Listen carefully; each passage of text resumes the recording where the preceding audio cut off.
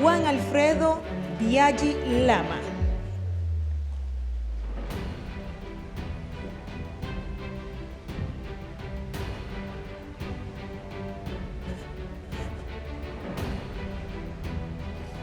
Muchas gracias, doctor Juan Alfredo Biaggi Lama. Buenos días, bienvenido a esta vista pública para postulantes del Tribunal Constitucional. Se ha establecido un protocolo en el cual se le conceden 5 minutos para una presentación libre, donde usted puede presentar sus credenciales académicas, su hoja de vida, así como cualquier otra información que usted considere pertinente para la evaluación que hace el Consejo Nacional de la Magistratura en el día de hoy. Concluida esa parte, entonces los miembros del Consejo le podrían hacer preguntas en un plazo no mayor de 15 minutos. Tiene usted la palabra y le deseamos mucha suerte. Muchas gracias, señor presidente, señores presidentes del Senado, de la Cámara de Diputados, señor presidente, magistrado presidente de la Suprema Corte de Justicia, magistrada procuradora, magistrada consejera Nancy Salcedo, diputado, buenos días a todos. Mi nombre es Juan Alfredo Biaggi Lama, nacido en Barahona. Me gradué en el año 1969 en el Colegio Dominicano de La Salle y ese año inicié mis estudios universitarios en el Colegio Dominicano en la Universidad Nacional Pedro Enrique Sureña, donde me gradué en el año 1974, 19 de noviembre. Y el 15 de diciembre de ese mismo año ingresé a la Falconbridge Dominicana como asistente legal, legal assistant del Departamento de Relaciones Laborales de dicha empresa, donde laboré hasta el año 1978. De hecho, era el abogado de planta de la empresa en Bonao. En el 78, después de mi salida de Falconbridge, pasé a laborar en la oficina del doctor Lupo Hernández Rueda hasta el año de 1979, cuando ingresé en la Compañía Dominicana de Teléfonos, CODETEL, inicialmente como relacionador laboral y posteriormente como administrador del departamento legal de dicha empresa. En el año 1987 salí de Falconbridge y abrí mi pequeña oficina de abogado, que fue creciendo hasta que en el año 1998 ingresé en el Poder Judicial como juez miembro de la Cámara Civil de la Corte de Apelación de San Cristóbal, donde permanecemos hasta el día de hoy en calidad de primer sustituto de presidente. En el Poder Judicial, que así le consta al magistrado presidente, fui fundador junto con él y un grupo de jueces de la Escuela Nacional de la Judicatura y tuvimos a nuestro cargo el desarrollo docente de muchas materias, formando a los jueces del orden judicial, labor que hasta la fecha seguimos desempeñando. A nivel académico, contamos con una maestría en Derecho Constitucional, la primera maestría que se impartió en el país, doble titulación, Castilla-La Mancha, Universidad Católica Pontificia Universidad Católica Madre y Maestra, donde compartimos el aula con la magistrada Nancy Salcedo. También tenemos un máster en Derecho Constitucional obtenido de la Universidad de Salamanca en el año 2002. A nivel académico somos docentes desde el año 1982 hasta la fecha.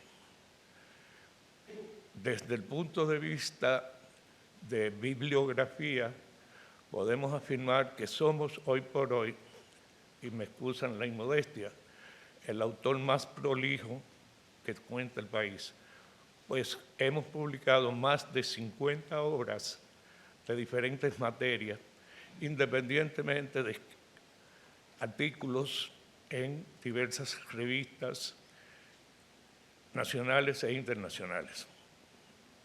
Y creo que en resumen, esa es mi hoja de vida. Sí, muchísimas gracias, doctor Juan Alfredo Biaggi Lama. Damos ahora la participación a los consejeros que quieran hacer preguntas. Aquí el consejero Víctor Fadul, diputado. Muchísimas gracias, señor presidente. Buenos días, señor Don Biaggi. Me gustaría que si usted pudiera indicarnos si establece la Constitución expresa o implícitamente alguna diferenciación de grado de eficacia entre distintos tipos de normas constitucionales, entre los valores, los derechos, poderes, garantías y sucesivamente. Bien. Buenos días, señor diputado.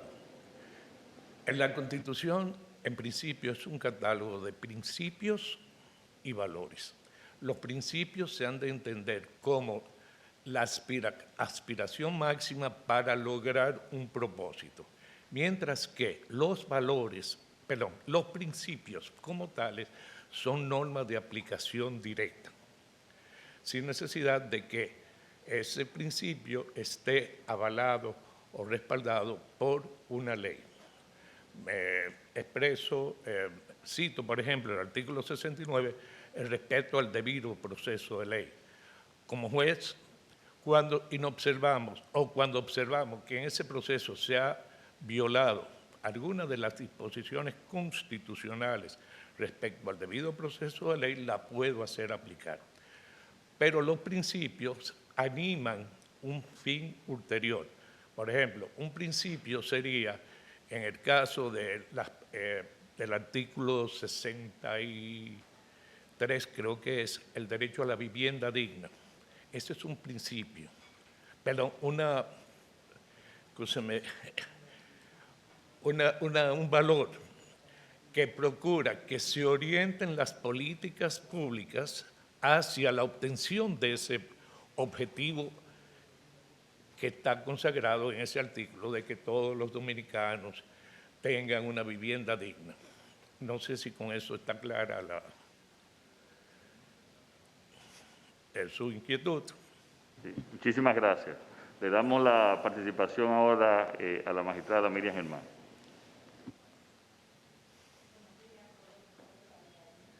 Buenos días, magistrada. ¿Usted podría decirnos cómo puede influir el Tribunal Constitucional en el fortalecimiento del Estado de Derecho? Obviamente, magistrada, que la labor del Tribunal Constitucional va a preservar y está llamado a preservar la supremacía de la Constitución.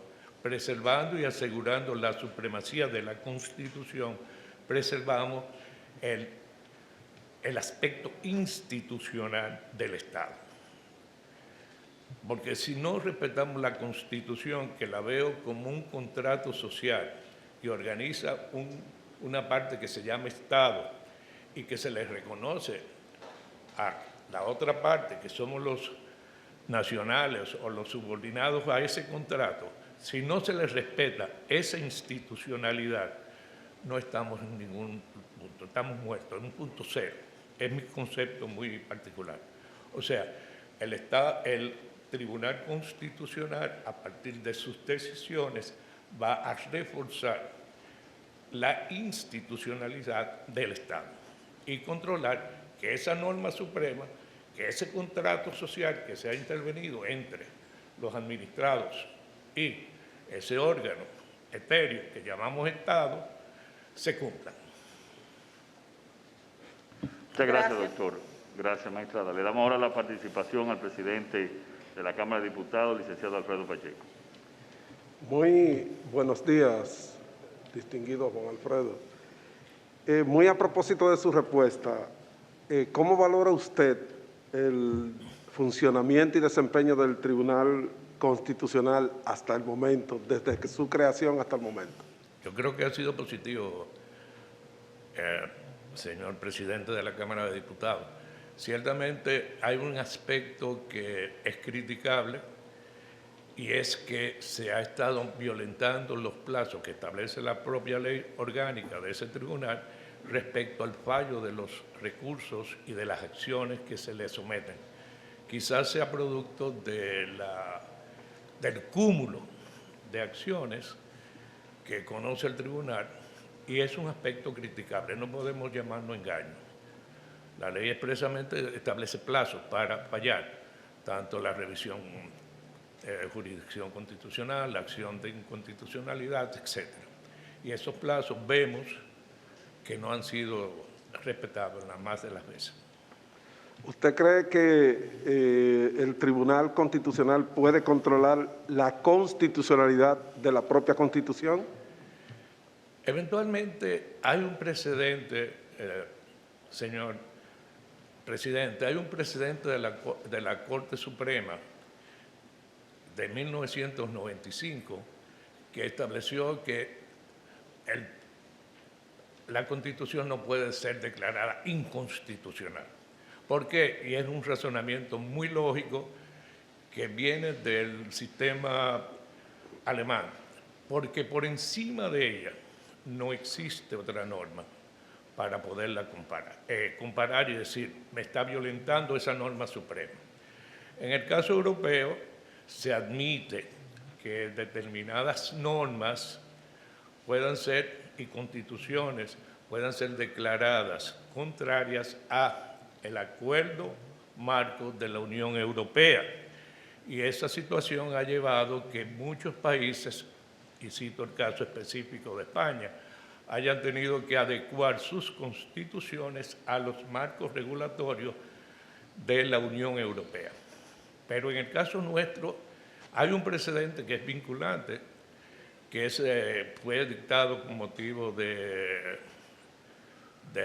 aquella crisis de Balaguer y Peña Gómez, que motivó donde la Suprema Corte de Justicia en esa decisión 95 dice la Constitución no puede ser declarada inconstitucional. Consecuencia, entendería que no, que el TC no podría declarar inconstitucional la propia Constitución. Muchas gracias. Bueno, muchísimas gracias al doctor Juan Alfredo Viaggi Lama. Gracias por su participación. Muy A amable. ustedes muy buenos días y que Dios les siga protegiendo en su salud. Buenos días. Muchas gracias.